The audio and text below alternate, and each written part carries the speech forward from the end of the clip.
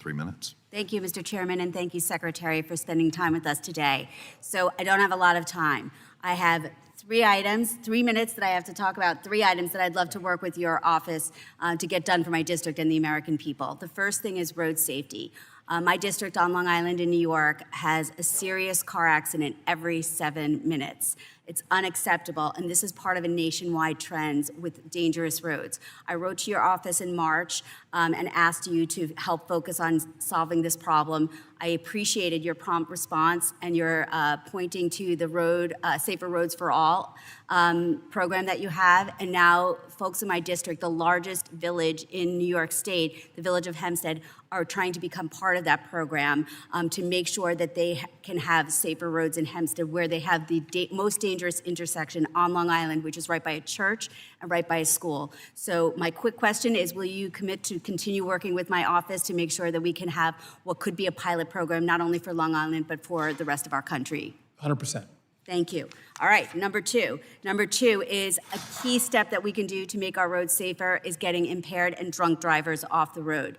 In 2021, Congress passed the Halt Drunk Driving Law, which was a bipartisan piece of legislation requiring all new vehicles to be equipped with advanced anti-drunk driving technology that could save almost 10,000 lives a year. However, the prior administration failed to implement the law, and the National Highway Traffic Safety Association still has not issued the critical rule in more than 4 years since the bill has passed. I believe together we can all save lives that should not be wasted and not be lost for senseless drunk driving accidents. Will your office work with this body and my office to make sure that we start to implement that law? Yeah, and I had a lot of conversations with Senator Ben Ray Lujan, who's been a leader in this as well.